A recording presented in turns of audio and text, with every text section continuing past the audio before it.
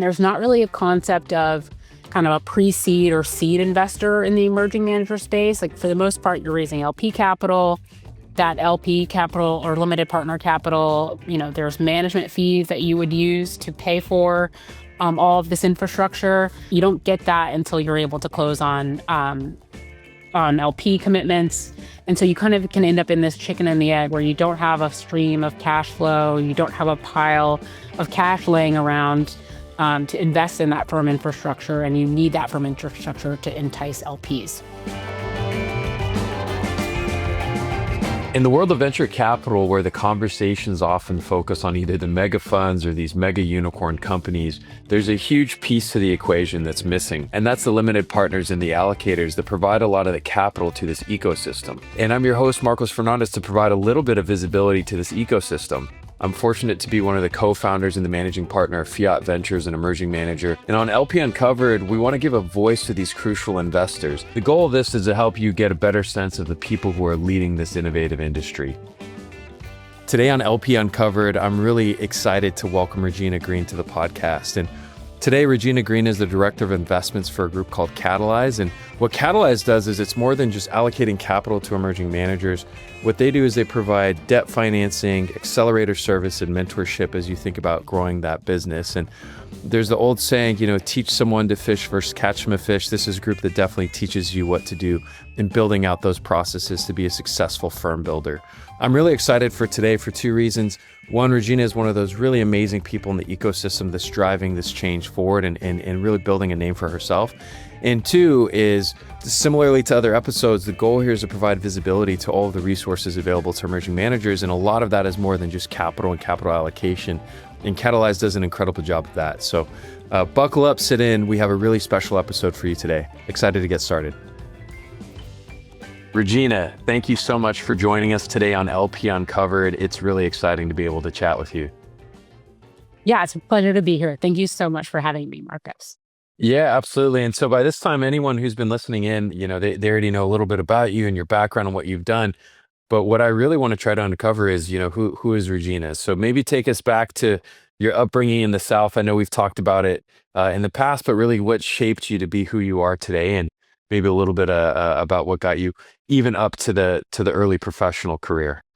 Yeah, I guess kind of going back to the beginning, just kind of reflecting on some of our conversations and what has shaped my perspective. And we may start with, I'm originally from Georgia, just outside of Atlanta. I grew up in the suburbs there. And I think, when I look back, a lot of the context of my life is sort of built around this idea of being just a little bit different from everyone else around me. I think even kind of starting with my parents. So, two things that might seem like irrelevant details, but I do think shape a lot of how I view the world are both my parents are not Southerners. My dad is originally from Brooklyn, New York. There's maybe a little bit of returning to my roots now that I live in New York. And my mom is originally from a very tiny town, like the total opposite of being from New York, but a very tiny town in Southern Illinois, also called Brooklyn, coincidentally, but just Nice. outside of St. Louis. The other Brooklyn. And the other Brooklyn, the Yeah. one that gets a little bit less attention. Yeah, it was a town Yeah. of like 3,000 people, which is, in contrast, is the size of my high school. So it's like a very different world that like I grew up in versus my mom. And one of the other things I think is somewhat notable is generationally, my parents at the time I was born back in the 80s, my parents were older than what was typical at the time. It's like not that notable today, but I mention that because I think the frame in which they grew up and the frame in which I grew up, even from like a historical perspective, is really relevant in how I see the world. My mom was born in the early 50s, my dad was born in the 40s, and so they grew up in a world that like the legal framework and the cultural context was incredibly different than my growing up in the late 80s and early 90s in Georgia. And I think about that a lot because one thing that is similar between my parents and I is they both worked at a Fortune 500 company. They both worked at IBM for almost their entire careers. My mom and my dad worked at IBM for 40 and 30 years respectively.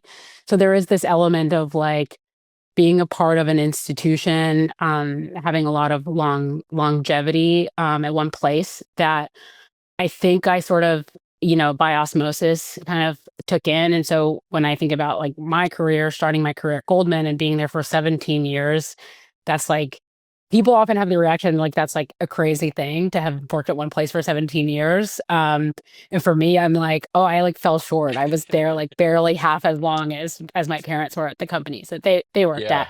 Yeah. Yeah. But yeah, so I bring that up, like, my dad was recruited to IBM through a partnership between the National Urban League and IBM, like right in the wake of the passage of the Civil Rights Act. So like, it's a very interesting kind of disconnect between the world they grew up in. And I think that does inform a little bit how I think about diversity and inclusion, which has been something that's part of my career more recently. Um, my parents also both grew up in very large families. My dad is one of 9. My mom's one of 7. Am an only child. So like, there's a lot of different ways that from the beginning, I was kind of like, the other people around me see the world through a very different lens. And I hope and believe that has really shaped how I think about my interactions with other people. Like, I kind of enter into conversations with the assumption that the person across the table from me sees the world very differently. And I think my instinctual reaction to that is to try to be really curious about other people's perspectives, what they think, how they interpret the things that are kind of occurring around them, and just to really be interested in what I can learn from them and how I could potentially see the world in a different way. I also hope that really shapes a lot of empathy, which I think is really necessary in the world that Yeah. we operate in. We're spending a lot of time when I evaluate potential investors trying to understand how they see the world, how their lived experience and perspective informs where they see value and opportunity to invest in, especially, investing in funds as opposed to investing in companies. You don't really have like a concrete operating company that you can evaluate, right? You're investing in a blind pool. You're essentially hoping that the investments they make reflect what you understood about who they are and what their kind of thesis was at the outset. And so just that ability to understand and kind of view people is really important, I think, in this world. So yeah, I grew up in Georgia. Lived in a town called Marietta, just outside of Atlanta, basically from the time I was born until I went to college. My parents kind of instilled this, like the value of education and the importance of, like my job was to go to school and get good grades and hopefully get a scholarship to a college, like from a very young age. It's kind of embarrassing when I look back that like I was buying like SAT prep books when my parents would take me to the bookstore in elementary school. But yeah, they just kind of um, made it very clear that it was important to them that education, my mom's always kind of viewed education as a tool that's like one thing that no one can ever take away from you and that can open doors. And so they were the kind of parents who told me that I could be anything I wanted to be as long as I did well in school and had a good work ethic. And um, yeah, they also just kind of each had really different perspectives. My mom's more of the kind of like English writing oriented person. My dad's like has an engineering background, loves math. He taught me to love math, which I didn't even realize I was doing until I got to college and ended up majoring in math a little bit by happenstance. But yeah, so I grew up thinking, I wanted to go to Stanford when I was really young, and then I eventually realized that was way too far from home and set my sights on going to the University of North Carolina. Loved basketball, watching basketball as a kid, and so just kind of fallen in love with that school. But eventually, through the process, ended up getting a scholarship to NYU and kind of ended up making a last minute decision to move to New York. It was not something that I had like dreamed of, which I think a lot of people move to New York with this vision of like this bustling city that they like always wanted to be a part of. And I didn't have that context. So I kind of moved here and really assimilated to being in New York really well. I didn't come in with a lot of expectations for what life here would be like. And as I mentioned, I majored in math and economics, which I kind of fell into a little bit by happenstance. I originally thought I was going to be a journalism major, and it made a pivot at 18, and that served me really well. So I interned at Goldman Sachs when I was a junior in college and just fell in love with the industry. I've always loved macroeconomics and just trying to understand the way the broader economic system worked. And so had the opportunity when I graduated from college to join Goldman in the sales and trading business, specifically in our kind of money markets, short-term interest rate trading business. So I had the opportunity to go to work every day and think about what the Fed's doing and how kind of the short-term markets are really the building blocks for the broader financial system. Unfortunately, at the time, I started at Goldman full-time in 2007, which was a very chaotic time to be starting on Wall Street, but was Yeah, also there's a little really, bit going on at that time. yeah, there's a little Yeah. bit going on. So my first couple of years there were insane. The time where like many of our competitors, ceased to exist in my first couple of years, a little bit Yeah. stressful to be there, Yeah. but definitely made for a great learning opportunity. And I've always been kind of a sponge. I love to just like learn as much as I can about the widest variety of things I can. So it was an interesting environment to be one of the newest people on the team and in the institution. And like every day people were coming into work not knowing what was going on or how the financial system would operate. And so there was a way in which it kind of like leveled the playing field being new. It was like we're all coming in and being like, what's the Fed going to do today? And what's Yeah. happening, like seeing things that had never happened before. I think that's also been a theme that's run through my career a little bit. Yeah. Um, so yeah, my first role, Goldman, eventually went away just because of the changes in the market and the shrinking of the commercial paper market, which was kind of the biggest part of my job.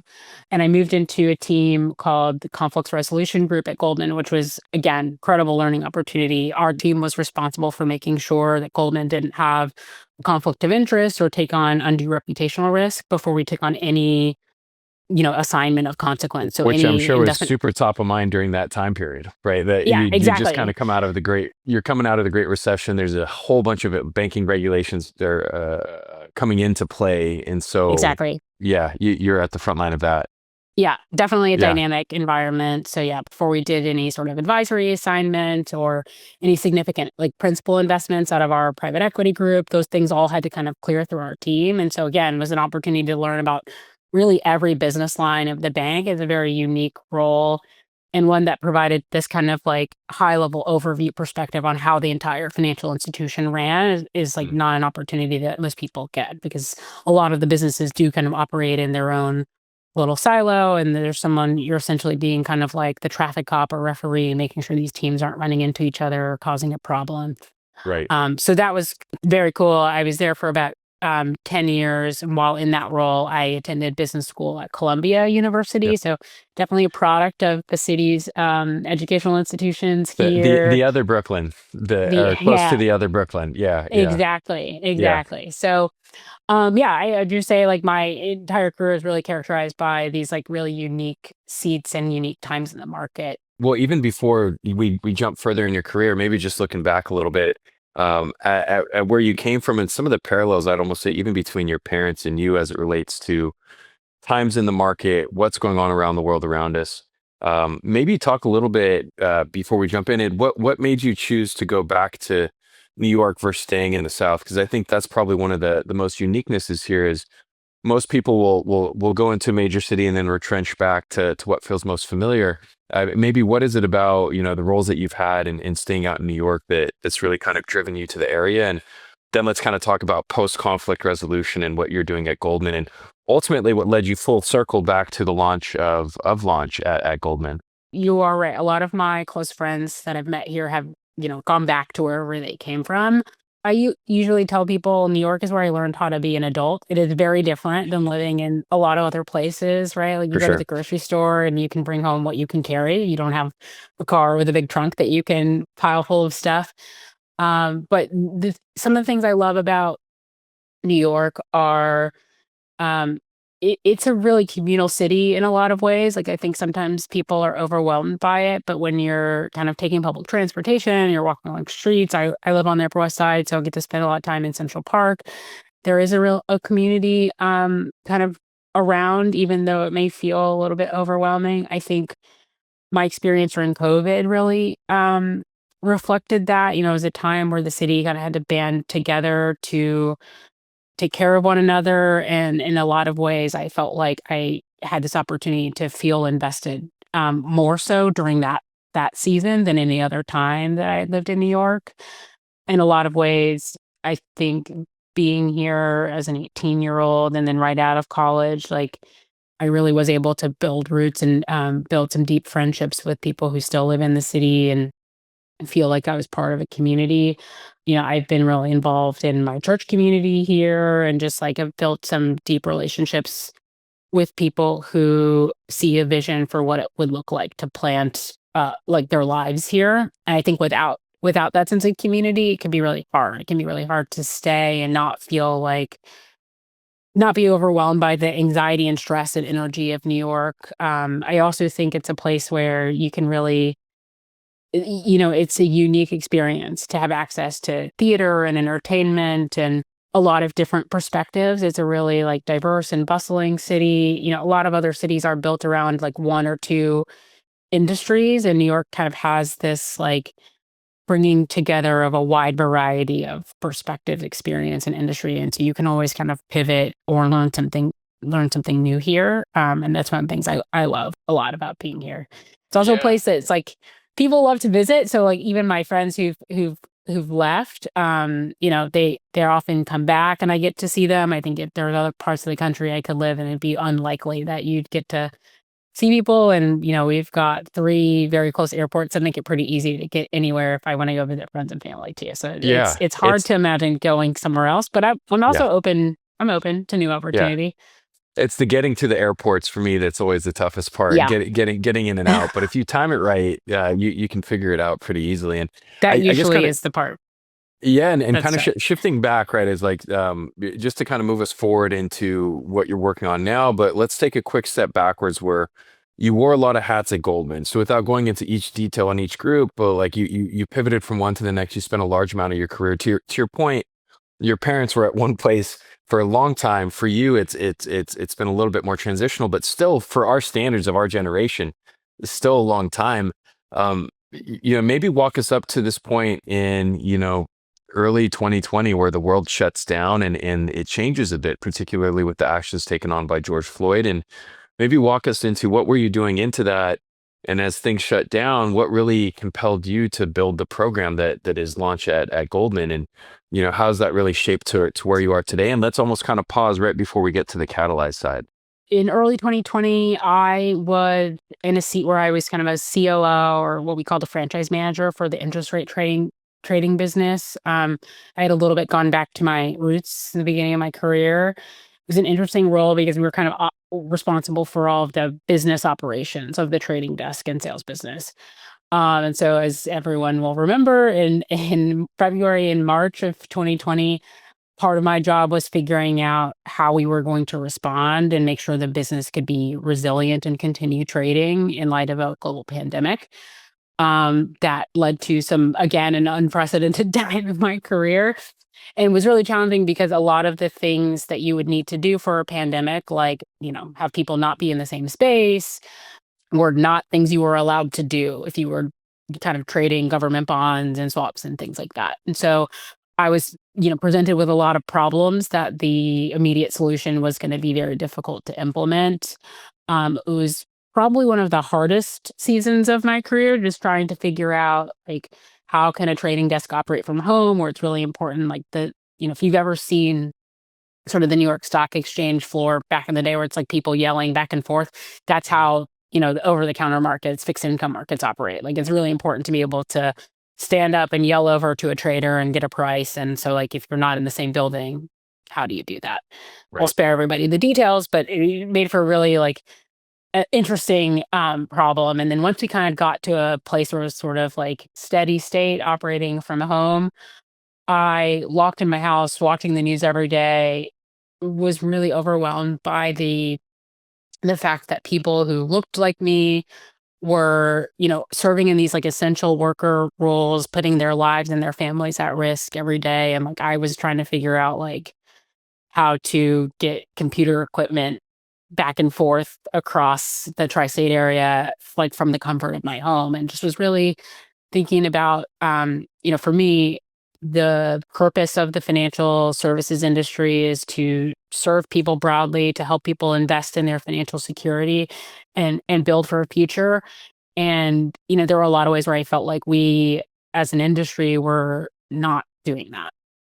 And I had so many friends in my life who just like hate talking about finance. They don't get it. They don't like it. And it's just kind of sad for me that like something I love and find a lot of like feel like I was built for is really not serving as many people as it could, as well as it could. And so I was kind of reflecting a lot on that during the pandemic and wanting to figure out how do I take my love and like sense of calling to the field of finance and do something that feels more purposeful. And so started working with a career coach around kind of imagining what that could look like, and really started to discover the world of like venture and growth equity. And it was sort of coincidental that I was going through that exploration process when the team internally with launched with GS kind of had this opening. There were some shifts internally. They had started this initiative about a year and a half before, focusing on gender equity and how to invest in more women-led businesses and funds, and recently thought about expanding the remit of the initiative to include founders and fund managers of color. So I interviewed for that role. It was really interesting because in the interview process, I was like, I'm not sure exactly how I would go about like doing this. And the person who was interviewing me said, this is a new thing. Nobody knows how to do it. So we're going to figure it out together. And it I was love kind that. of, Yeah, I was like very really real. encouraging. And like one of the other like mentors and folks who were interviewing me, shed some light on the role. It was like, this is not a role that's really about going out and investing in a bunch of opportunities that exist. It's a role that's more about building an ecosystem and building kind of a pathway for these founders and fund managers to get started. And so this idea that it was like an opportunity focused on more of like building some infrastructure was really appealing to me, because it just was an opportunity to be creative. I think of myself as like a creative person who operates in a, not particularly artistic field, but there is a lot of opportunity to be a creative and thoughtful problem solver. And so I was excited about that. I think despite that kind of context, kind of underestimated how much we were going to be building some things from scratch and trying to do some things that in particular Goldman had never done. We really didn't have an early stage investing business. We didn't have an emerging manager practice. We were kind of leveraging our growth equity business and the broader manager selection business to try to serve a population of companies and funds that we had not previously spent much time with. And so that was interesting just to kind of have that lens and think about, everything I've learned in my career to that point, everything I know about running an investment bank, running a financial services firm, and how we operate. How can I bridge some gaps and kind of be a bridge between these two different kind of operating ecosystems to hopefully Yeah. get more capital serving a broader purpose. Well, no, and I think what's wonderful here is like you're seeing so many different ties in from your childhood and having the exposure and really a lot of the similarities in these eras. And we certainly saw an era in 2020 across a whole bunch of different places, but for you to be in a position to make something of it, but your financial background, your allocating background, that all kind of came to a head where let's introduce Catalyze, right? So maybe walk us quickly through what kind of ended your tenure there at Goldman and what made you realize that there's more opportunities out there to help fund managers with all of their different products and services. And maybe a quick high level over of what Catalyze is, and then let's kind of dive in together of some of the programs that you have in place. Of course. So Goldman had made a $1 billion commitment to invest in underrepresented founders and fund managers. Really proud that over 5 years we were able to execute on that commitment. And then, for a number of kind of internal reasons, they concluded that program once we achieved that $1 billion target. And, from everything I had learned around what was necessary to support diverse fund managers, there were a bunch of things I felt like the ecosystem needed. In particular, as I mentioned, we didn't have this intentional focus on emerging fund managers, and it's really Mm. difficult to back diverse fund managers if you don't have kind of an intentional way to incorporate new fund managers. It's not like there's a bunch of underrepresented fund managers who've been underfunded, but somehow we're able to build institutional quality firms. So For sure. And let's dissect that part real quick, just for listeners who aren't as familiar. It takes time as an emerging manager to build out your firm. It's not like you start a venture fund and then fund one is, 300 million and fund two is 500 million. And it grows. It takes meaningful time, track record, deployment, And the reality in our industry, right, is that there's less representation of underrepresented fund managers. There's a little bit better in venture, a little bit less on emerging managers, and certainly less on the investment committees that are making those investment decisions of how you allocate Exactly. capital. So maybe give a quick background of the problem that you saw is, yes, you're allocating capital in the right ways, but there's a big gap with emerging managers. Maybe just at a high level, why is it different in underwriting a tried and true firm or asset manager as it is an emerging manager, and what makes that difficult?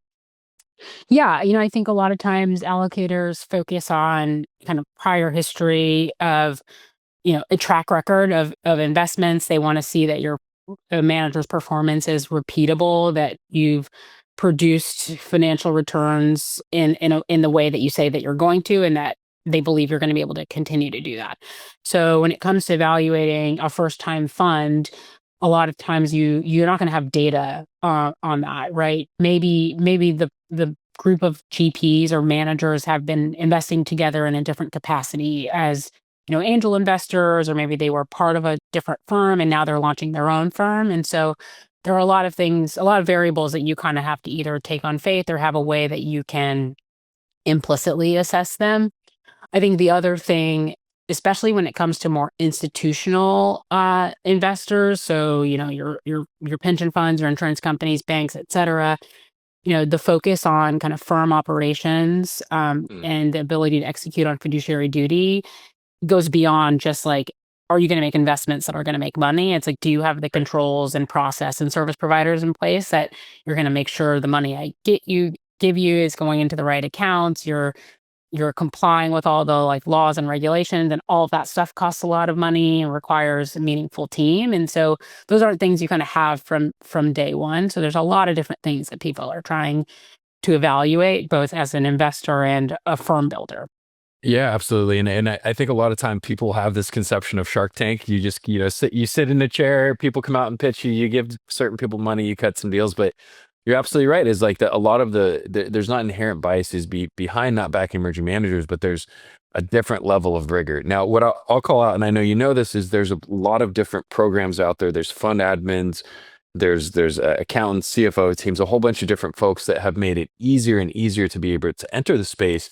But to your point, if you're a fiduciary and if you're regulated, which a lot of emerging managers do not fall under that designation because they just don't have enough capital to be designated, there's a little bit of a different level of rigor. And so maybe That's let's right. use that as a point where there's some groups who, step in and really play a hands-on role in helping with that. And I certainly know that you and Megan and Brendan and Michael at Catalyze have built up these programs. So maybe even tell how did y'all get connected in the first part, and maybe how are some ways that you're helping these emerging managers as they're thinking about scaling their firms?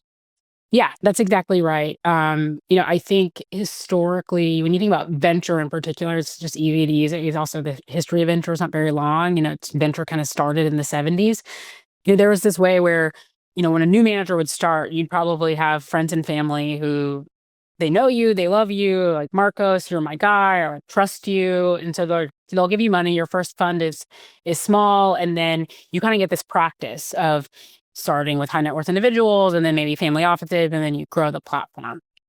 I think in 2020, there was this idea that institutional investors who wanted to improve representation said, we're trying to short circuit some of that process and invest in some of these emerging fund managers. But a lot of that process is important because it gives the manager the opportunity to learn and develop systems and things like that. So, what I felt like personally was like we were, as an industry, sort of missing some of the infrastructure that would help managers speed up that process, as opposed to trying to operate as if we didn't need that development process.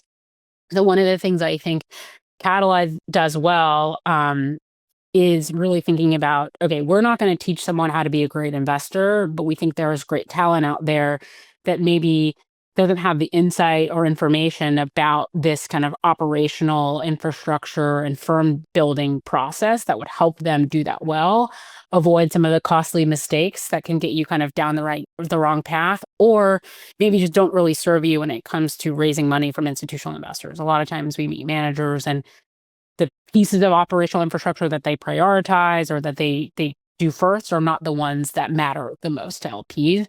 Right. And it's not a lack of not like a lack of skill or talent. It's just a lack of information. I think this is a part of the financial markets in particular that's pretty opaque and that in some ways is not intuitive. In particular for me, coming from background at a bank, which has a ton of regulation that most people would do well to never know about. We're kind of operating in this landscape where we have the things that we need to worry about when it comes to what we invest in as a bank, and similar for insurance companies and so on. So Catalyze, the team founded the organization in 2022, initially focused on this sort of operational support and technical assistance. How can we support new managers with coaching and resources to identify the right service providers, prioritize the things that institutional LPs care about so that they are on the path towards building a firm that will attract institutional capital. It's interesting. I got connected with the Catalyze team sort of coincidentally through two paths. A mutual kind of friend and investor introduced me to Brendan at a dinner around an emerging manager conference, and kind of within the same time frame. Megan and I met through a mutual friend. In this part of finance, people always think like, oh, I know someone who does something kind of like what you do. And you're always like, I don't know that you really understand what we do, but like, we'll figure it out. Like, no need to try to introduce like what's an emerging manager to your friend who works in education or something like that. So Megan and I met, and as it turned out, it was really relevant. We were both working on similar problems, and I got to know them in the months leading up to my departure from Goldman, and had the opportunity to work with them last year as a consultant, building out a new product, an offering that we have called the GP Runway Fund, which, when we talk about kind of this operational infrastructure and all of the things that managers need to do to address institutional investor concerns and priorities, all of that stuff is really expensive. And there's not really a concept of kind of a pre-seed or seed investor in the emerging manager space. Like for the most part, you're raising LP capital. That LP capital or limited partner capital, there's management fees that you would use to pay for all of this infrastructure. But you don't get that until you're able to close on LP commitments. And so you kind of can end up in this chicken and the egg where you don't have a stream of cash flow, you don't have a pile of cash laying around to invest in that firm infrastructure, and you need that firm infrastructure to entice LPs. And so we built this offering called GP Runway Fund specifically to address that problem. And we can get into that in more detail, but I think what we identified is underrepresented managers and innovative fund managers who are trying to leverage some sort of innovative capital product and serve businesses who maybe aren't a fit for venture or private equity, face challenges to raising their funds at scale that prevent them from kind of building an enduring firm, unless they happen to have kind of a source of personal wealth or deep connections to wealthy networks. And, that is often not the case for folks who are underrepresented or haven't been invested in. Well, you bring up a lot of good points, but one is that, right, is like for a lot of underrepresented fund managers, if you don't grow up in those circles or go to those traditional institutions because you just haven't had access, it's tougher to have the access to it. I think one thing you brought up is the age-old saying of, teach someone to fish versus catch someone to fish. Teach them to fish, they'll eat for a lifetime.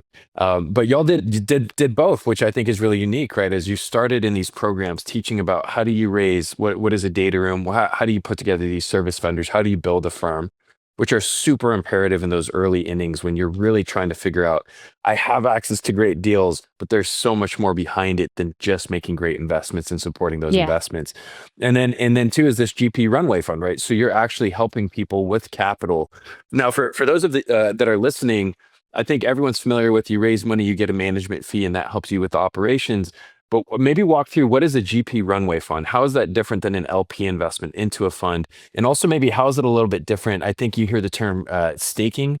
So some people or LPs will write large early checks in exchange for a percentage of the general partnership or even the management company, which in some cases can be really detrimental to the performance of those funds and how they're perceived. So that's maybe a topic that we'll jump into next, but just what is the GP Runway Fund? How is it different than an LP commitment? And how are people engaging with that today? Yeah, thanks. Great questions, and exactly the things we want to address. So GP Runway Fund is a fund where we are investing working capital loans in the management company.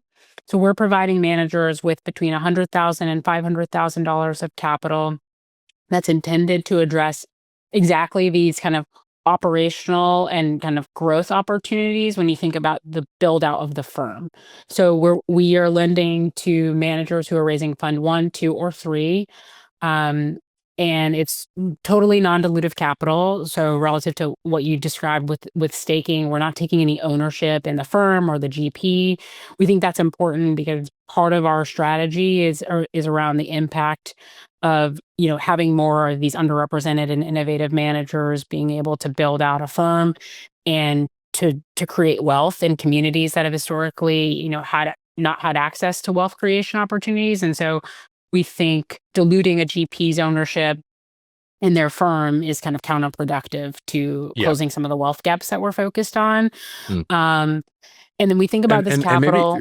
sorry, Jane, just as you think about that, maybe describe why. So I know there's probably a lot of people on here thinking about what are these GP staking programs. Essentially, you get a large slug of capital for an exchange of commercials, either in that general partnership you're creating or in that management company. Yeah. But why is that detrimental? If I'm a GP, I'm like, great, I'm getting more money. That helps me hit a target. But maybe give some perspective of why over time that can actually be a deterrent or harmful for the firm. Yeah, I think it's helpful to think about, okay, at the time you're starting your firm, right? You need money to get going. You got to hire people. There's a lot of traveling involved. You got to get legal counsel and a fund admin and all the things that you mentioned. Um, with our loan, there's going to be a specific interest rate that you'll pay over time. We try to make that pretty flexible and affordable. With a GP stake, alternatively, you say, okay, I'm going to sell maybe 20 or 30% of this company, which today is maybe like you just started the company, it's maybe not worth anything. And so that Right. feels cheap. But hopefully, you're going to be really successful. Your firm is going to grow. You're going to have multiple funds. You're going to be bringing in management fees, and then your investments are going to pay off. You're going to hit some home runs. You're going to have some rocket ships, and then you'll start earning carry on those funds. And so, the the the pool of assets that the management company is entitled to is going to grow over time. And so that 20 or 30% ownership ends up being a lot more that you're paying out over the life of the firm if all goes well. And so obviously that's a great opportunity. And some people would say that that GP stake investor, that staking investor took on a lot of risk, and don't disagree with that. I think there's a question of whether that person should be entitled to 20 or 30% share in the management company for the life of the firm.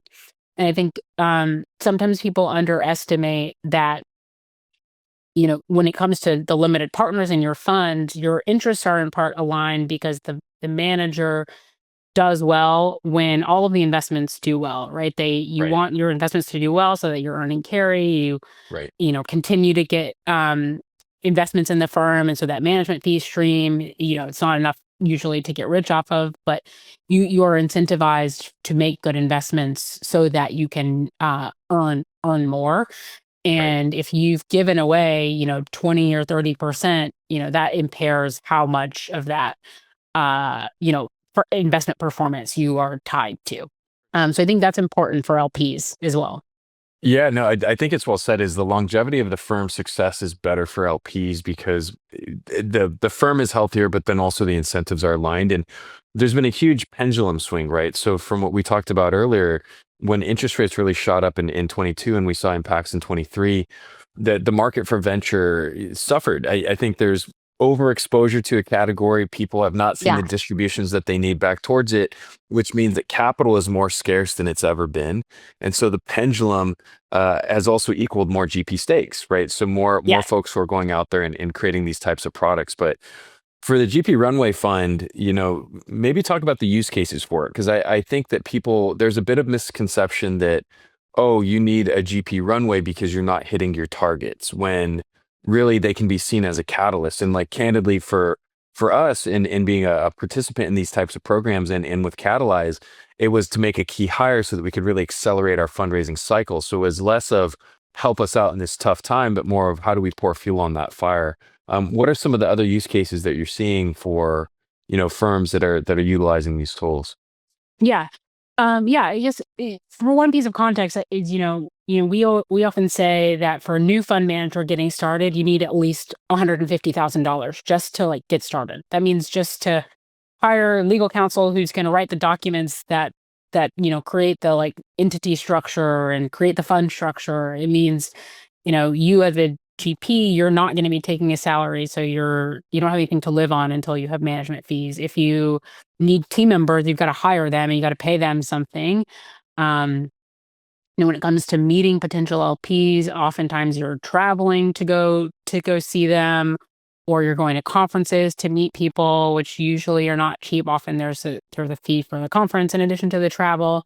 And so there's a wide variety of things that a manager just getting started is spending that money on. So when we think about the fund ones that we're targeting, it's typically these kind of early fund formation and kind of build out Mm. expenses. So it's hiring the initial team members. Particularly, I would say a lot of fund managers are thinking about kind of a broad array of services they're going to provide to their portfolio company. So yes, they're going to give capital and they're going to make investments, but they want to have operating advisors who are going to be coaching their founders. They want to have a platform team who's helping build the firm brand or maybe publish content.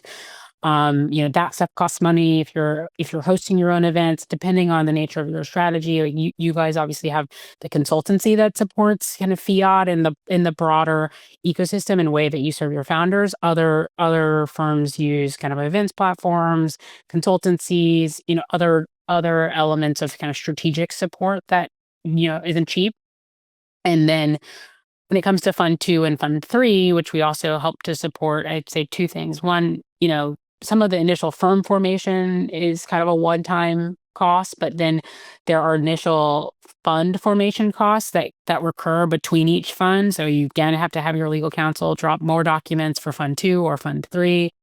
Often you are trying to raise a larger fund, and so you might need more team capacity to build out and expand and invest more dollars. So hiring is really common as people look to expand their teams.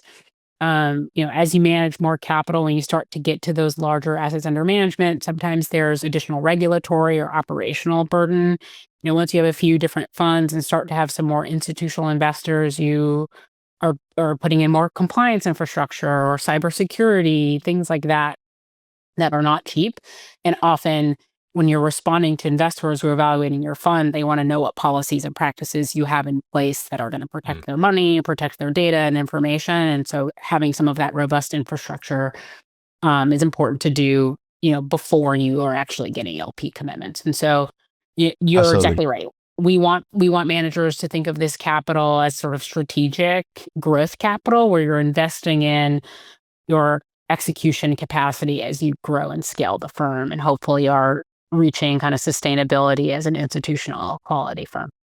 Yeah, I love that, and I feel like I could talk to you about this all day, but know that we're a bit limited on time. So I'm gonna jump into a lightning round, quick 30-second answers on each, and then we'll give you some time back. But thank you so much, Regina, for joining us, and a ton more that you can learn about Catalyze and the programs that they have. Um, First question for you: what is something that managers tend to do in droves that you wish they didn't? So what is maybe something that you see that's kind of common practice that you wish happened less often? I would say I think managers um, don't necessarily build out their fundraising in the way that they would advise a company to run a sales process. I think there's a wide variety of different types of asset owners and allocators that one will come in at different points in the fundraise and care about different things. And so it's really important that GPs are as much as possible like learning about the different types of allocators and individual allocators, what's important to them, what their focus is, and then kind of qualifying them and really running a sales process in the same way they would recommend that their founders do. So I guess to answer your question, it would be approaching sort of your like later close LPs too early in the process before you've kind of built some of the initial traction and raise some of the initial funds that they'll want to see before they kind of dig in and start to do diligence. Yeah, I love that. It's not all allocators are created equal, like not all venture firms. Some are pre-seed, some are seed, some are late stage, some Yeah. specialize in deep tech, some specialize in fintech. So it's knowing that process and disqualifying quickly. I guess what is something that you've seen that you really do like? So either a habit or a trick or some sort of cadence of communication that you wish more managers did frequently. One thing that I've observed recently, we had a manager in our network who brought a founder with them Mm. on some recent in-person meetings. Oh, cool. And it was a cool opportunity, one, because I think a lot of times a GP strategy can be hard to feel like it's concrete. And so Mm. having a founder there who's illustrative of the strategy, both provides an opportunity to do something new. You're doing these recurring touch points and checking in with LPs and trying to provide updates. And a lot of it can run together because you're just doing tons of meetings. They're all kind of the same. And so they had a fund manager who brought a founder with them. Their company was doing well. It was a recent founder that they had invested in. And one just provided an opportunity for like the GP to reach out with an update that felt different. And all the meetings, they said in all the meetings that they went to, LP said, GP's never done this before. I've never had anyone like bring a founder with them to a meeting. And so it was particularly Yeah, notable. I think just at a love high that. level, finding some creative and different ways to engage LPs. We're people too. We want to have a little bit of variety in our work week as well. For sure. I think it's also, where everyone is a fan of the technology, whether you're investing it directly or allocating towards people that are. And I think for us, it took a while, but now in our quarterlies, we have our founders come and present and just talk about what they're working on. And our attendance for those quarterlies has shot up because people are like, oh, Yeah. this, and it makes sense, right? People don't want to sit there and talk about like, this is what we're doing. And this is like, the firm building is important, but it all equals like, what are we doing to shape the world around us and have those founders really tell that message. So I love hearing that and knowing that we're coming up on the last 30 seconds here. What's one departing piece of advice that you give to folks who are listening in, or anything that you want to kind of leave people with? I would say for GPs, lead with what makes you different. Mm. There is a concept of kind of being too different, like there's some basic fundamentals that are necessary when you're running a fund, structural, operating best practices. But the thing that's going to win an LP over is usually your story and the thing that differentiates you from the pack. And so really leaning into what is it about your fund that is resonating with your existing investors and how do you continue to showcase that? Awesome. Love that. Regina, thank you so much for joining us. I feel like we could have kept talking for like 3 hours and I know. and gotten into more, but thanks for all the guidance you provided to me. Thank you to Catalyze for the partnership that we have. If people want to get in touch, what's the best way for them to reach out and to learn more about the GP Runway Fund or really anything that you're offering? Yeah. Well, you could definitely reach out to me on LinkedIn. You can also reach out to us on our website, catalyze.community.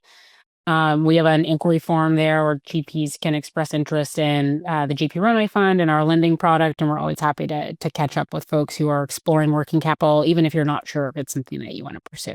Awesome. Love that. Thanks so much, Regina. And thanks everybody for listening in. Awesome. Thanks, Marcos.